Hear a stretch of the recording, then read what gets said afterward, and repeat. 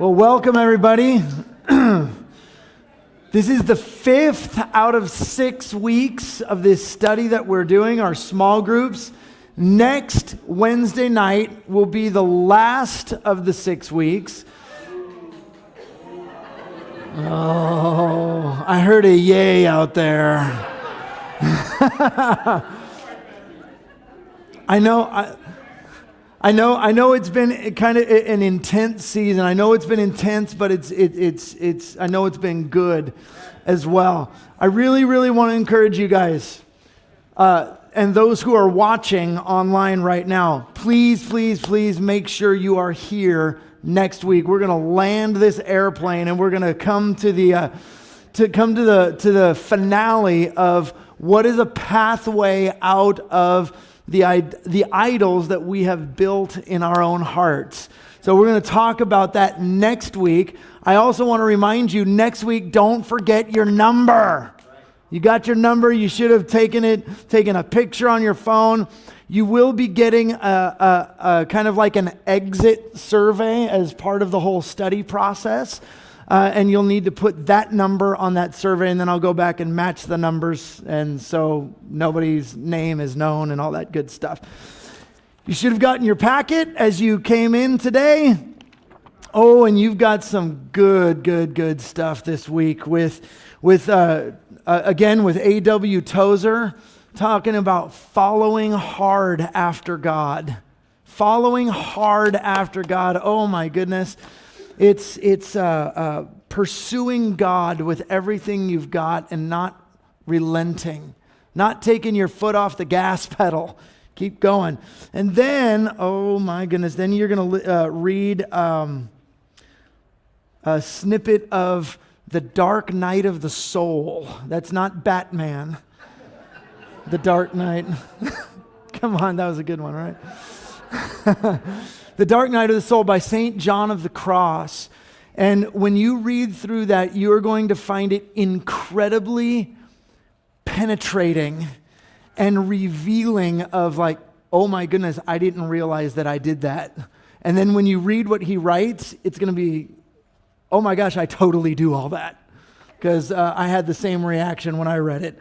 And then you get to read Thomas à Kempis, not the nature versus grace observations with your small group. You get to do those later, but you're going to read a portion of his book, The Imitation of Christ, which is an incredible book, and he has some incredible insights on how to imitate Jesus. So that's stuff for this week, and again, it is probing, it is penetrating, it is all of that stuff. Can I hand this to you, Anthony? Thanks, buddy. All right. Matthew chapter 6, verse 21 says, wherever your treasure is, there the desires of your heart will also be. Where your treasure is, there your desires will be. On our first night, we talked about our false beliefs and how our false beliefs have set up the way we live and act. Our second one is we're tuning our heart with heaven, that we want to know God's heart and we want God to have all of our heart, and that we are functioning on heaven's wavelengths. Week 3, we talked about our beliefs drive our fear. Last week, we talked about our fear drives our passion. And tonight, we're going to talk about our passion drives our idolatry. As I mentioned last week, John Calvin said that human nature is a perpetual factory of idols. That we are constantly making idols in our hearts, and most of the time we don't even realize we're doing it. But we're doing it. And this is when idolatry becomes full-blown in our life. Last week when we talked about fear drives our passions, we talked about that as idolatry in its infancy.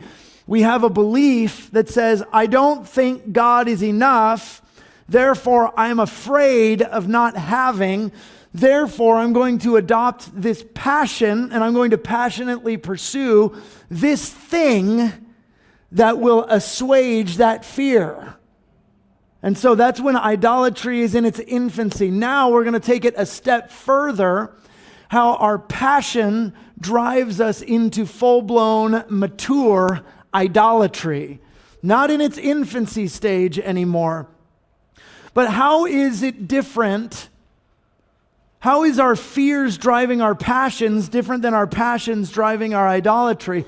And why is one an immature idolatry and the other one is a full-blown mature idolatry? I'm not just pursuing this thing because I like it. I'm not just now pursuing this thing because I think it might assuage this fear. I am pursuing it because I need to become this thing in order to keep myself from the beliefs, the erroneous beliefs that I have developed in my own life that we talked about that first week. Idolatry happens when we make some good thing the ultimate thing, in which case it now becomes a destructive thing. A good thing, even things that are given by God, can end up becoming destructive things when it becomes an idolatrous thing. C.S. Lewis says it like this. He says, everything is good when it looks to God, and it becomes wicked when it turns away from God. You can look at your own human personality and say, whatever your personality is, it's a double-edged sword. It has a good and a godly way about it, but there's also a fleshly, destructive way about it. Everything about it, our lives is that way. Everything that God gives us has the potential of becoming idolatrous. Not that God intends it to be so, but when we are not firmly planted in who He is and who we are in Him, then we step out of that and take the blessings that He's given us and turn them into idols and to our own destruction. Which is the lesson of Israel in the desert for those 40 years. God wanted to bring them into the promised land and they couldn't believe Him. So He says, now you have to be in the desert for 40 years so that this generation of unbelief will die off. And once you believe me and there's a new generation, we're going to enter into what I always had for you.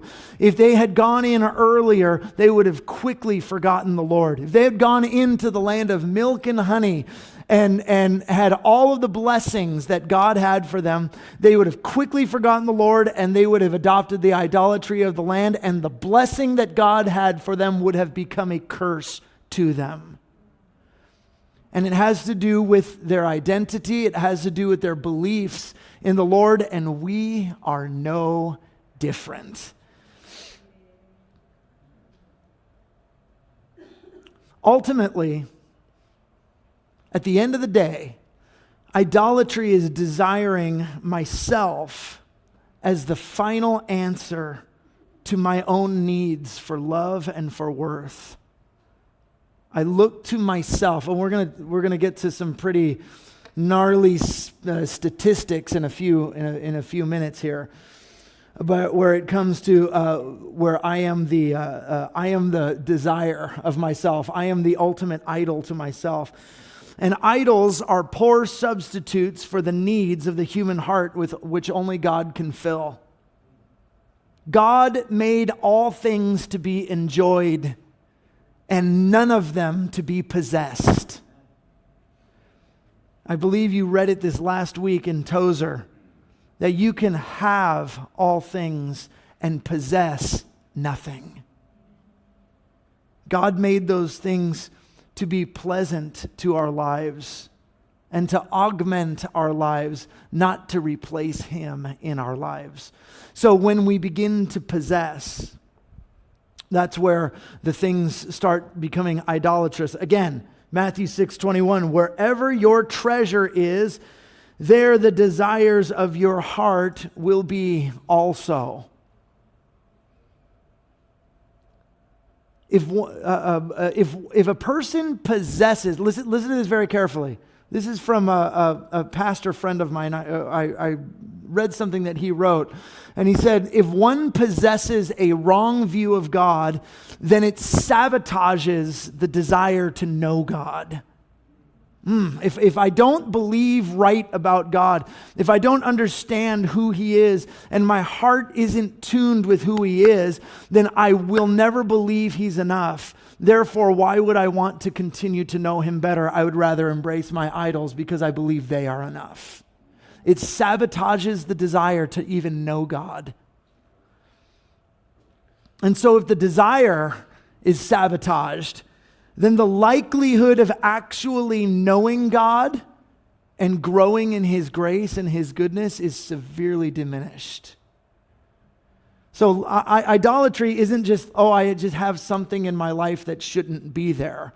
No, this is now consuming my identity to the place where it says, this is more important to me than God himself, because I believe this thing will satisfy me, and God either can't or won't. So I want to walk through something that may not feel like it fully goes with what we're talking about, but it does. And I want us to think through a couple of things on a philosophical nature, and just remembering that where your treasure is, there your heart is. We're going to come back to this verse time and again throughout this message tonight, because it really does show what is in the human heart. Everybody has a philosophy of living. It's like, well, I've never defined my philosophy of living. Doesn't matter if you defined it or not, you have one, because we all live out the things that we truly believe. We just automatically live them. And those things are inculcated to us since the day we were born, by the language we speak, the country we come from, the family we come from, the background we come from, the place we grew up in, the school we went to, the teachers and coaches that we had, the parents we had, the grandparents we had. All of those influences in our life from their specific point of view, for all of our life, we're inculcating into us a certain way of thinking and a certain way of living. And we really embrace those things most of the time without thinking. But thoughts have consequences to them. We see the thought consequences in our culture today. It's very obvious. You don't have to go very far to find the, shall we say, stinking thinking of how our culture thinks about itself, about how we identify with everything, and I can be whatever I want to be. And how did we get to the place where something of mutilating the human body, or saying I'm different on the inside than I am on the outside, and I need to become my authentic self by making everything on the outside conform to my inside, and we have a transgendered culture. How did we get to this place? And how much of those ideals and philosophies have unwittingly been filtered into how we think? Maybe not on a transgender level, but on a relativistic level, we can. So let's just take a quick walk through history. Throughout the last 400 to 500 years of thinking, that the locus, the center of authority and truth over the last 400 to 500 years has gradually shifted to where it is today. And it started with what's kind of known as pre-modernism. Pre-modernism placed the center of truth and authority in God's word, at least in the Western civilization, Western culture. It's God and his word. That's where truth and the authority is. And these are the norms by which we live, the society by which we live. It's God, his word, and we are a Christianized Western civilization. Now, this is centuries ago. And then you kind of come out of the 15 and 1600s, maybe the late 1600s filtering into the 1700s, and you have the birth of modernism. Modernism, or as we know it in the United States, back in the kind of pre-Revolutionary War period, the Enlightenment. And it's sweeping through Europe and sweeping through North America. And as went Europe and North America, eventually would go the world. And you have this modernism kind of started by a guy, a French philosopher named René Descartes. And his big statement was, I think, therefore I am. I need to doubt everything in life. And I need to start from the very beginning. And so his thought was, well, the only thing I can really depend on is I am cognizant of myself. I think, therefore I am. Hold on. The Bible says, in the beginning, God, and God says, I am. He is I am. And René Descartes says, I think, therefore I am. And we have a radical shift in thought from the locus of the central authoritative truth of God is to now I am. And in the moment, it might not have carried, or nobody would have anticipated the consequences 400 years later or 350 years later of what it would become, and we're reaping the bitter fruits of it now. But that gave way to what became the Enlightenment. The Enlightenment was basically, and it was just kind of advancing René Descartes' thoughts. Doubt everything except what you can absolutely prove absolutely. And so now the locus of truth and the authoritative truth is not in faith or what God says, it is in what can now be understood and proved. So now science is starting to become God. And it's not so much Christianity as it is, well, it's deism. Christianity is, well, that's what we practice. The Word of God, and we follow Jesus. And we believe, we walk by faith, not by sight. But the Enlightenment flips that on his head and says we need to walk by sight, not by faith. And so even pre-Revolutionary War, these ideas are starting to take hold in society, in Western civilization. Nothing transcends me, and nothing transcends my understanding or my knowledge. If I can't see it, if I can't touch it and I can't understand it, then it must not be real. It must be doubted and it must be discarded. What I know is the only source of truth. That's what the Enlightenment began to birth.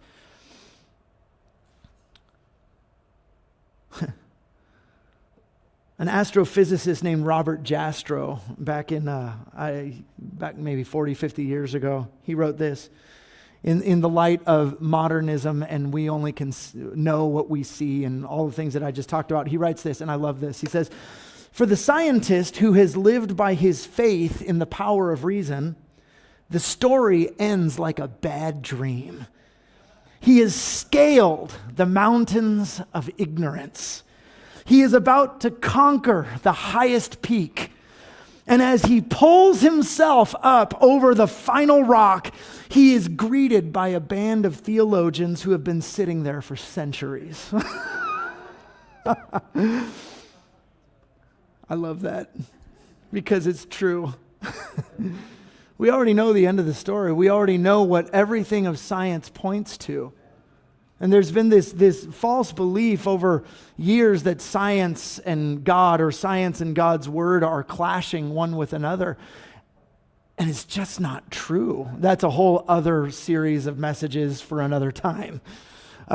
So this modernism of the Enlightenment now gave way to what most of us grew up in postmodernism. Postmodernism started, well, most of us, all of us would have grown up in postmodernism. Postmodernism started to, and these things are, they're not cut and dry dates. They do have overlapping, years where they kind of morph into the next generations of ideas. And it probably started in the late 1800s and moved up to, let's just say around the 1870s and 80s, all the way through about the 1970s and 80s. So about that century, we have postmodernism. Postmodernism is the next step, the next logical step in I think, therefore I am. Therefore, truth is with me and what I know. So what's the next thing? Is, well, what I know may be different than what you know. So my truth is my truth and your truth is your truth. Everything is relative. This is now postmodernism. The postmodern thought, it thrusts the things that are taboo and unpresentable into the foreground. In other words, it's iconoclastic. It just says, this is the norms, this is what is thought, science and this and that, absolute truth, and postmodernism comes and punches it in the face. If you wonder what iconoclasm means, it's basically punching things in the face, all right? That's iconoclasm. Oh yeah, that's the norm? Well, pow, pow, pow. And it's just kicking down the door of everything that was acceptable and accepted. It's now, truth doesn't lie in God's word, and truth doesn't lie in what we can see and know. Truth lies in what I believe it is. Truth now is starting to lie, not out there, not with the Lord, not in His word, nothing with absolutes or absolutes in science or what we can know. Now it's just what I feel in my heart. Now it's starting to centralize right here, and the authority of truth is now relative to each person. It's postmodernism. And a friend of mine kind of came up with this. I don't think this is an academic definition, but this just kind of came out in a conversation he and I were having close to 2 years ago now. He said, we're in the time of supra-modernism. It's like beyond postmodern. Now we're at another level. We're in the season of changing again. It's not just postmodern, it's supra-modern. This is where we've been developing over the last probably 40-ish years, 30 to 40 years. And we've seen it. And we're in the throes of this change. Probably mainly in the last 15 to 20 years, we've seen this emergence of a new idea. And that its truth is not outside oneself in the Lord, or it's not absolute with science, and it's not relative to what you think or what I think. Truth now is a tribal weapon to consolidate power. Truth is whatever power says it is. See, when we see things happening in the culture, we repeat refrains that we have been told in the last 20 and 30 and 40 and 50 years. When people say, you must believe this, and say, well, what happened to, things like your truth is your truth and my truth is my truth, and we'll both respect each other. Yeah, we grew up hearing things like that. And when we try and use that argument now, it doesn't work. Why? Because there has been a shift in thinking. How about the old abortion adage of my body, my choice, right? But now when they want to vaccinate the entire world, people started saying, well, it's my body, my choice. And all of a sudden that doesn't work anymore. Well, why? Why? Because the locus of truth is not with God's word, and it's certainly not with science.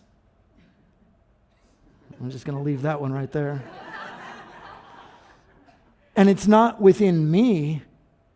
It's what the cultural powers demand that they are.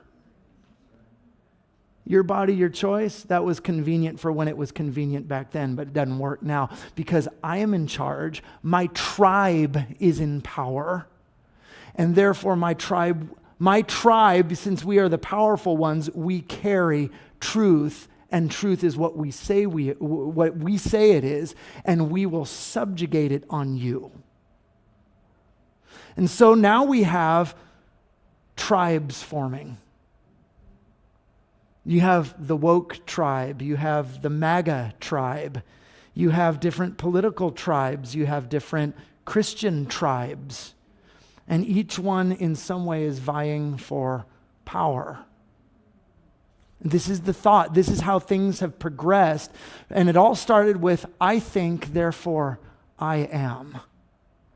Fast forward 400 years, we have not advanced humanity. We have degraded, we have descended and gone backwards into tribalistic warfare one with another.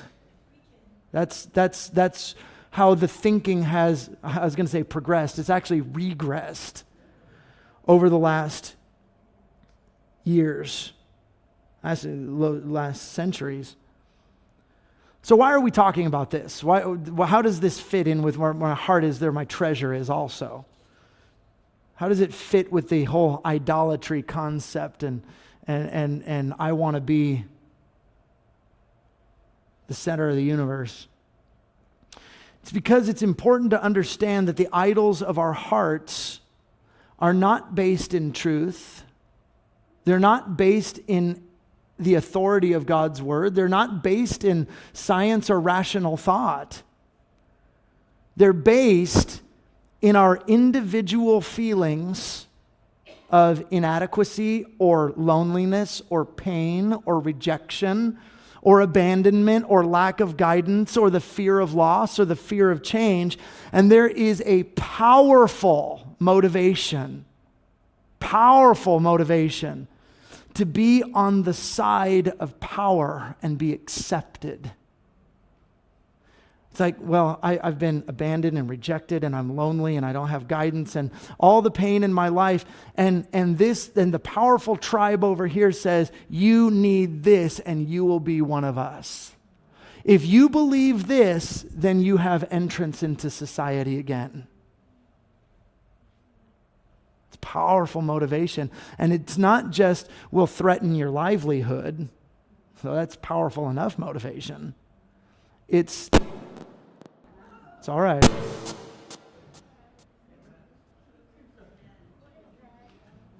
Excuse me. Not sure what that was. Can you guys hear me on the mic now?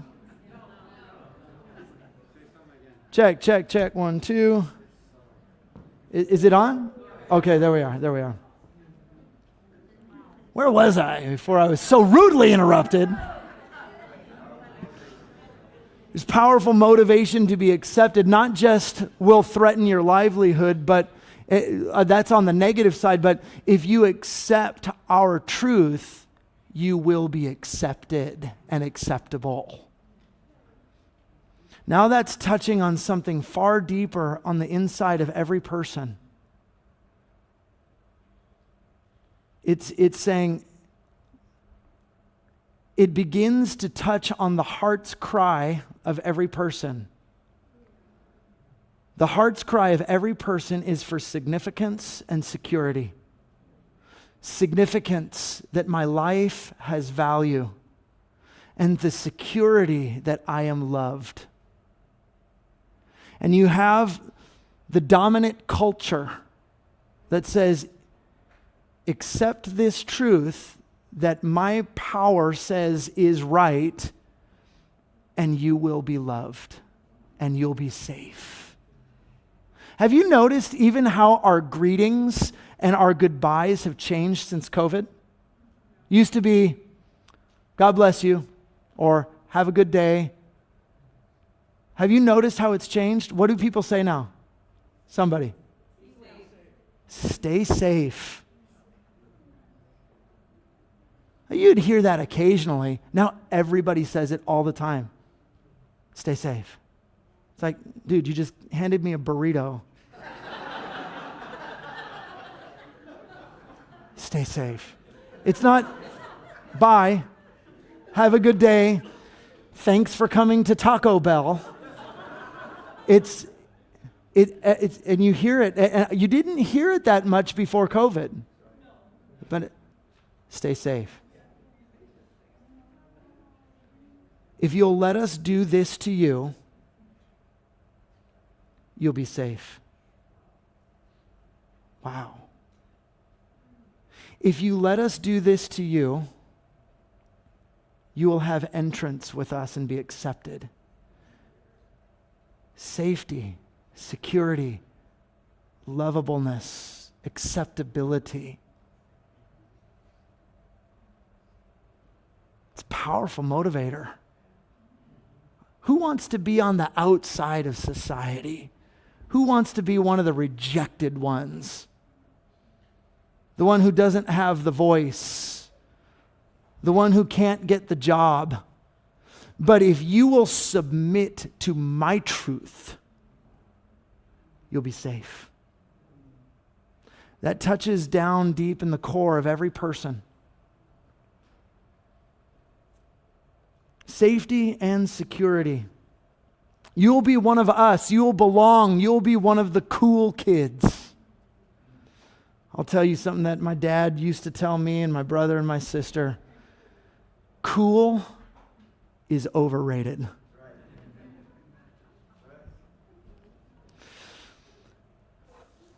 There's a man named Larry Crabb. Never met the guy, but he changed my life. I read his book when I was in Bible college way back in the early 2000s. And in his book, he talked about why people do what they do. And it forever changed how I saw myself and I saw other people, and it made so much sense to me. And based on what we've just been talking about, it continues to make sense. He says there's 5 things, and I've added a 6th. So Larry, he's up in heaven, so if he didn't like what I put, then he can beat me up when I get there, I guess. I'm kidding. That was a joke, people. Nobody's going to beat people up in heaven, all right? If you're taking notes, write this down. Number 1, I am motivated to meet my needs of significance and security. I am motivated to meet my needs. Significance and security. Significance that my life has value, and the security that I am loved. Worth and love. Worth and love, right there. Number 2, I believe there are certain things that will meet those needs. All right? So I'm motivated to meet my needs, and I believe there are certain things that will meet those needs. That's number 2. Number 3, I know. It's a lot to write real quick. You can go back and watch it online, all right? Number 3, these things have become my goal. These things have become my goal. So I'll go over them again. I'm motivated to meet my needs of worth and love. I believe there are certain things that can fulfill those needs. Therefore, those things, number 3, become my goal. Number 4, if I can't have those certain things, I believe I am worthless. You guys proved that one on the first night. If you'll remember, I asked you, what would you feel like if you didn't have those things? Number 4, if I can't have these certain things, I believe I am worthless. Number 5, therefore, I pursue these certain things relentlessly to protect myself from the feelings of worthlessness. I pursue these things relentlessly to protect myself from the feelings of worthlessness. And so Dr. Crabb says, therefore, people's behavior, however erratic their behavior may seem to us, makes sense to them. because they are desperately trying to fill the void of worthlessness and love. And so when you see a young lady who needs a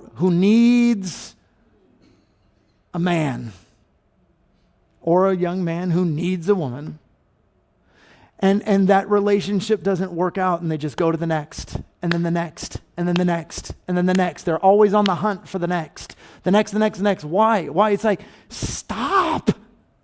Stop and just get a hold of yourself. This isn't, it's what the culture says. We're looking for love in all the wrong places.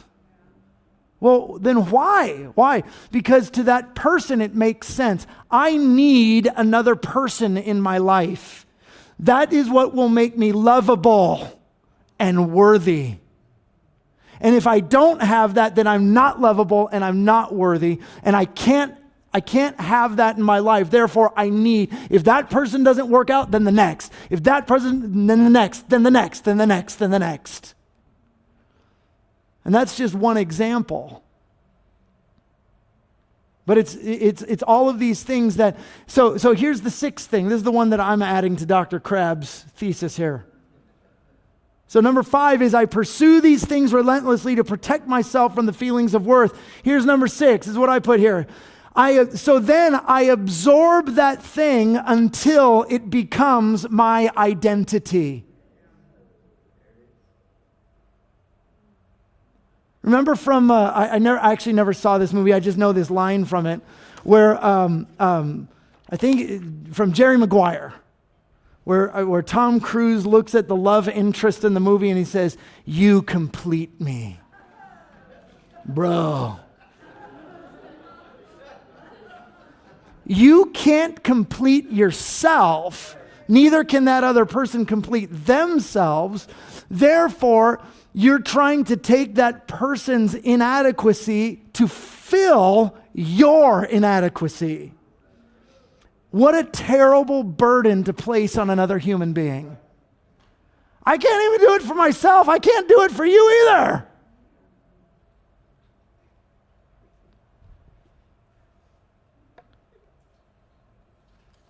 C.S. Lewis says it like this in his book, The Great Divorce, which is one of my favorite books of all time. It's not about divorce. It's about the difference between heaven and hell. The divide or the divorce between them. He says that in our longing for love and loving other people, say a spouse, is actually mostly our need to be loved. Though there might be some real love in it, most of it is we're living from a deficit and we're trying to take from the other person in order to fulfill something in us, and we call it love.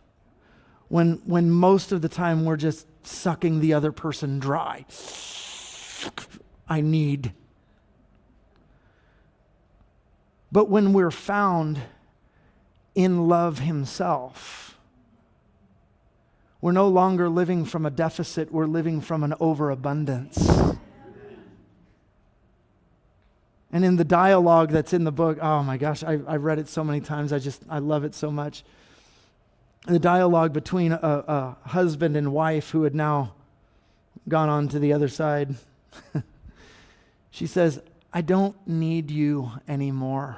And he's like, "What? You don't need me?" He said, "No." She said, "Why would I? I'm in love himself. I'm full now, not empty. Now, because I don't need you, I can truly start to love you.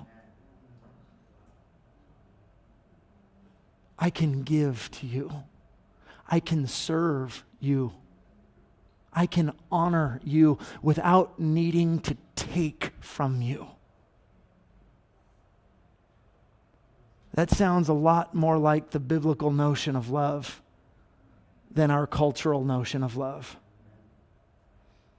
The Son of Man did not come to be served, but to serve and to give his life as a ransom for many. Nobody has more love than this, than he who gives his life for his friend.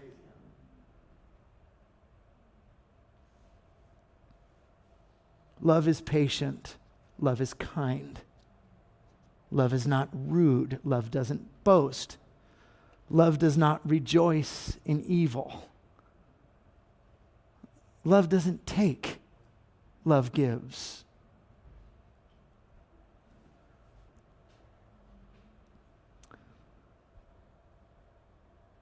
So idolatry comes into its full maturity when the thing becomes my identity.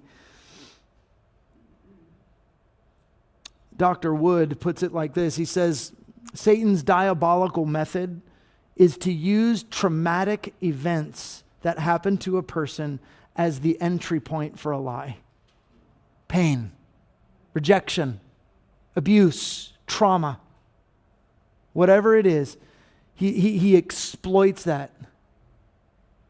Satan he's an exploiter. He exploits those things, and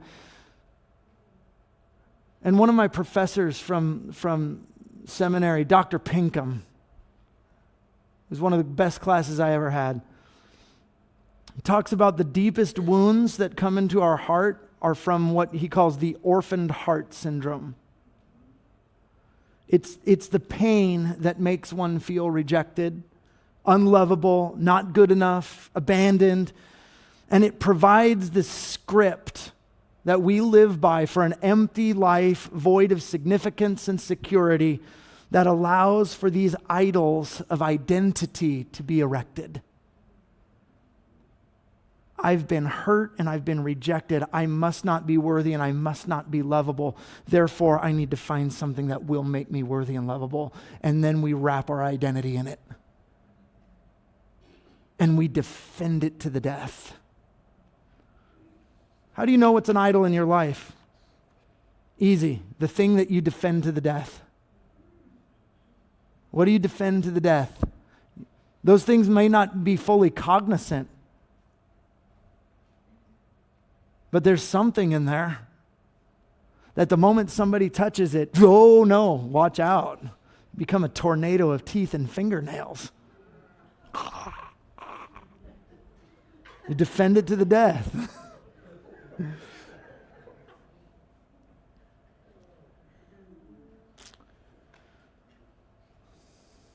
Dr. Pinkham, my professor, he wrote this. He said, once trust is lost, it becomes hard for the child to develop a healthy future relationships. The child creates a self-soothing system to fill the void. Outsiders are no longer allowed to soothe or provide care. Instead of a relationship with people, the unattached person will feel more comfortable having a relationship with things or addictions. Ice cream is chosen instead of a person. Withdrawal into television, movies, or video games rather than connection with somebody else. Drugs, alcohol, sex, pornography, all takes on some form of isolation versus interaction and connection or accountability. Because I don't want that to hurt me anymore. Ice cream won't hurt me.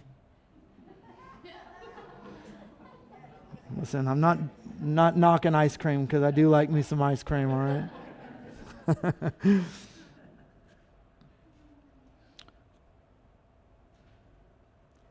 There's a study that was done.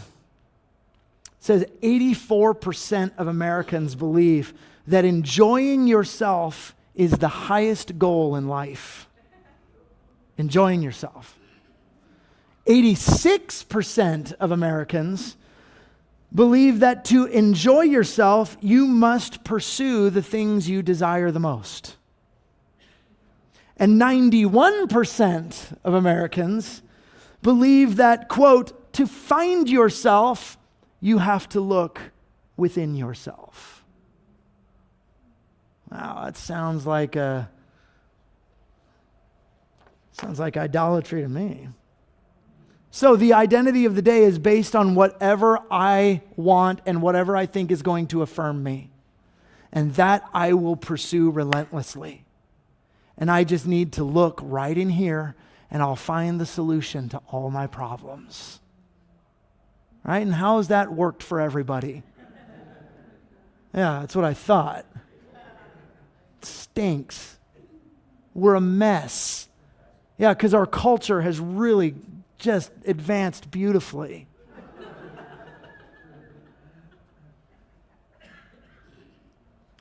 These are the philosophies by which we live. These are the inner beliefs that Satan has exploited through pain and rejection and abuse and whatever else causes pain. So identity, listen. So you reduce everything down. Identity equals self-gratification.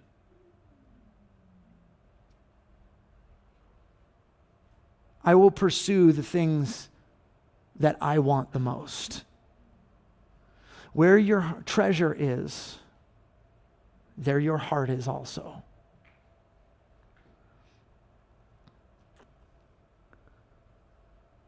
So here's another thing that advanced our culture to where it is. A guy named Sigmund Freud. Hold on. Freud was actually on the cusp of the brilliant solution of the gospel when he went the other way. So Freud came up with this. People are incapable of attaining the moral standards set for us. Well, that sounds biblical. Yeah, all have sinned and fall short of the glory of God. There you go. And so this produces guilt, shame, inadequacy, and depression. I can get on board with that. And it's at this point where Freud was on the cusp of God's amazing plan for us. I can't live up to it, and I feel shame and guilt. Correct. God's plan was so he sent Jesus to take all of it for us, and we would find a new life and identity in him. No. Freud went the other way. He said because it produces shame and guilt and depression, and nobody wants to live with that. So what do we need to do? We need to change the moral code and standards so that we can justify to ourselves why we do what we do and no longer feel guilty about it. Whoa, he went the other way there. Self-justification, self-gratification. But God is faithful. He's faithful to deal with his children so that their passions do not ultimately become their idols. This is no short or easy process. For a long time, and I've said this over the last 4 weeks, ministry was my idol, my passion, my idol. It was my calling, yes, and there was real pursuit after God, and there was real love for people, and there's real passion for God's kingdom. But there's another part of me that idolized it because it was, well, if I don't have this, then I'm worthless. And so there were challenges that God brought to my idols. After he had dealt with me so pointedly in stories that I've shared over the last 4 weeks, after he had dealt with me about so many things, he tested my idols again to see if they were really gone.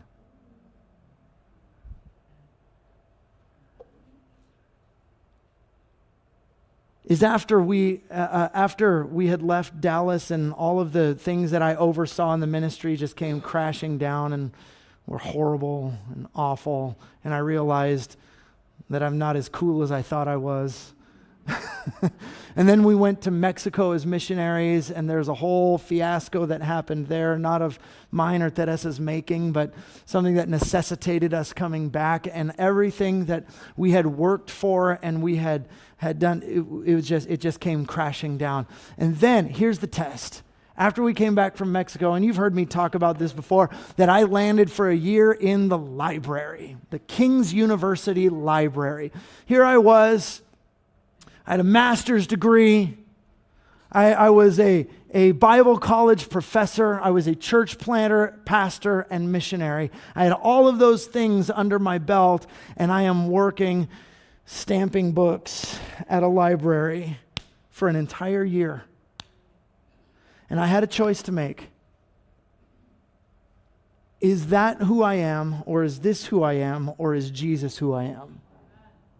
I had that choice to make. And I knew I had this choice. And so I said, no, if Joseph could serve God faithfully and with a good attitude in the dungeon, then so can I in the library. I called the library my Joseph in the dungeon moment.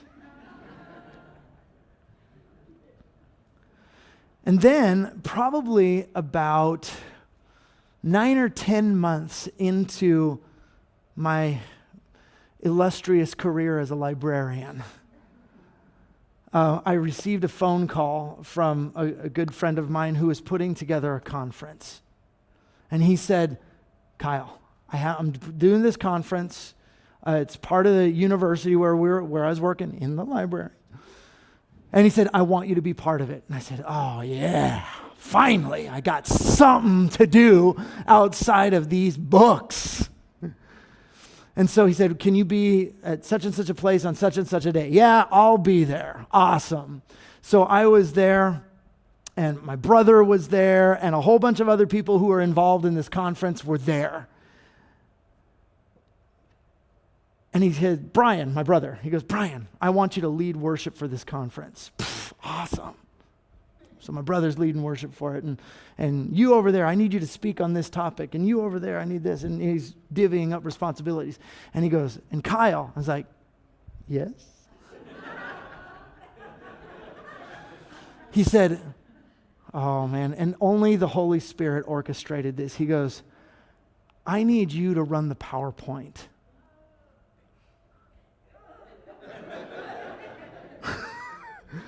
The PowerPoint.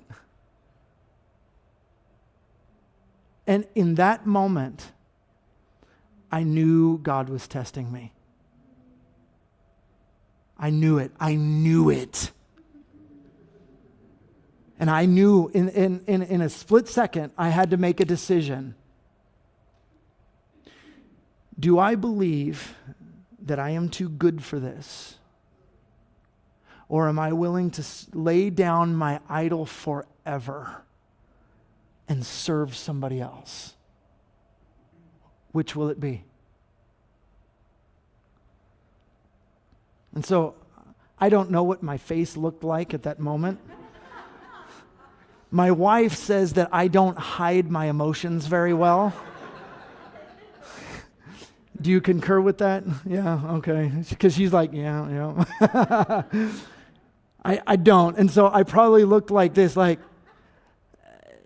yeah, sure.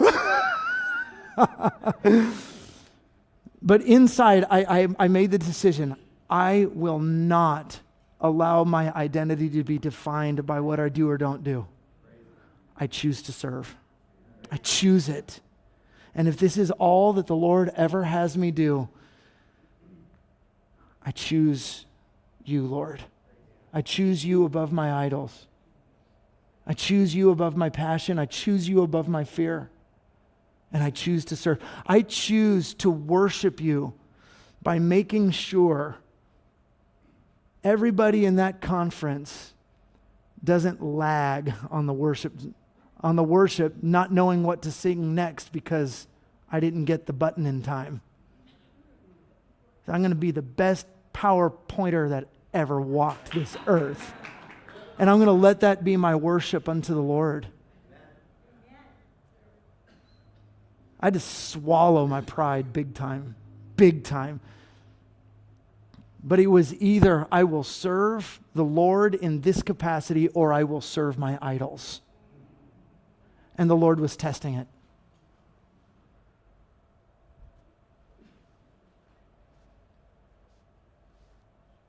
Doing the stuff of ministry is never about hitting ministry goals or fulfilling religious duties or garnering bragging rights. It's always been about loving people and seeing each person reconciled to their Father. Loving God, loving people, obeying God, and serving people, and pleasing God instead of yourself is the stuff that destroys idols. I choose you over me. I choose God over my own self-gratification.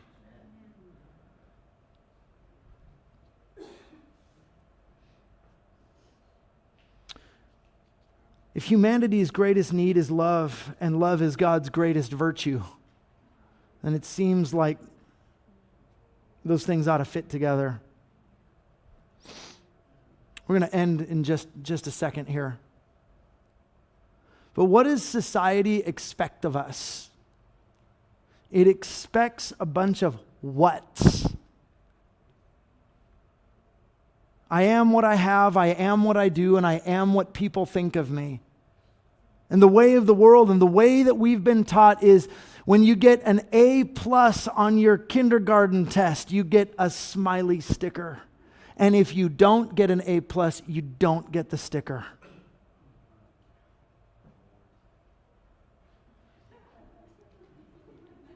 You bring a friend to church and Sunday school and you got a reward for it. And if you didn't, then you didn't.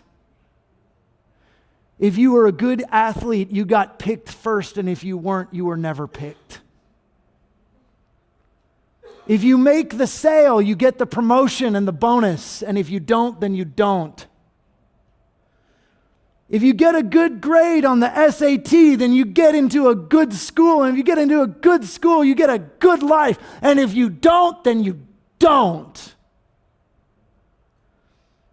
If I serve God at church, then He's gonna love me. And if I don't, then He won't. This is what we've been taught our entire life. Do, have, produce, and you'll be valuable and loved.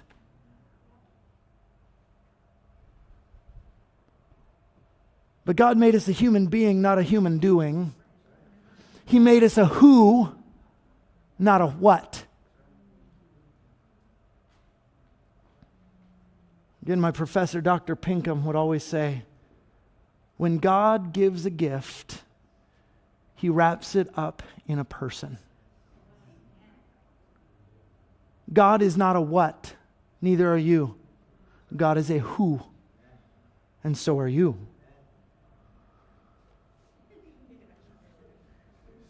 Too many people, out of their idolatrous identity, try to gain access to God on the basis of their whats, instead of coming to Him as a who.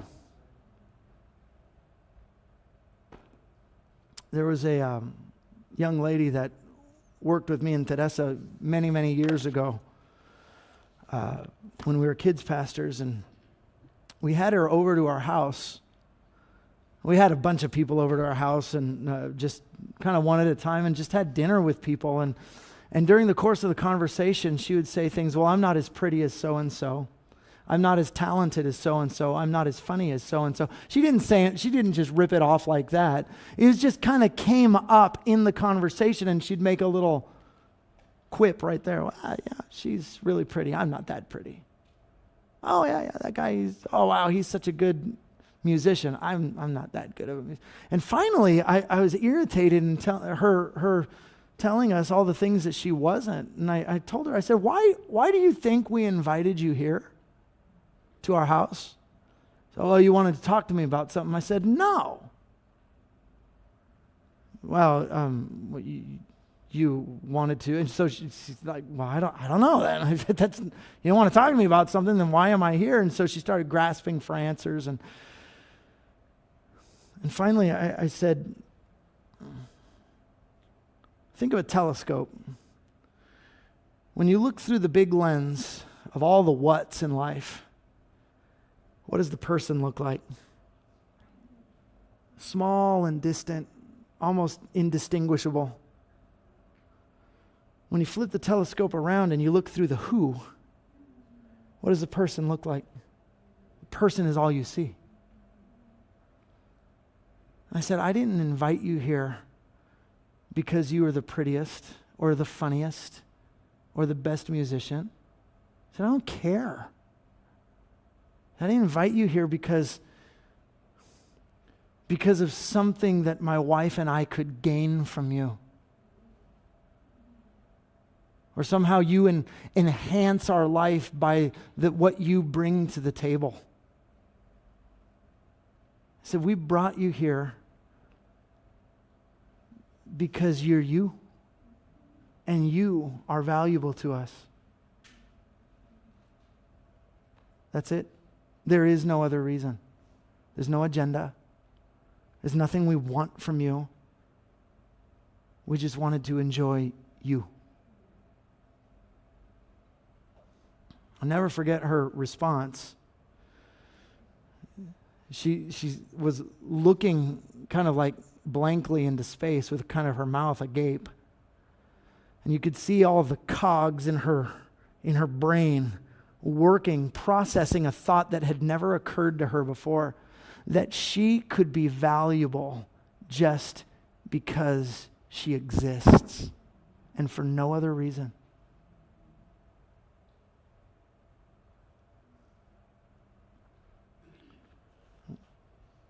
I am what I have, I am what I do, and I am what people think about me. Therefore, I need to relentlessly pursue those things so that my identity can become worthy and lovable, and I will serve those idols for the rest of my life, believing that I'm serving God while I serve them. And it's not true.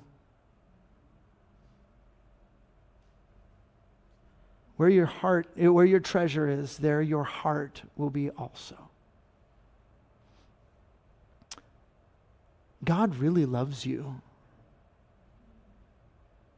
He doesn't care about what you have or what you do or what people think about you. The fact that He made you gives you all the value that you will ever need. That's it. There's nothing else.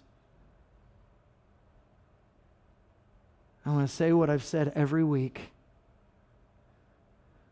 If you knew just how much you are truly loved, you would never be afraid of anything ever again.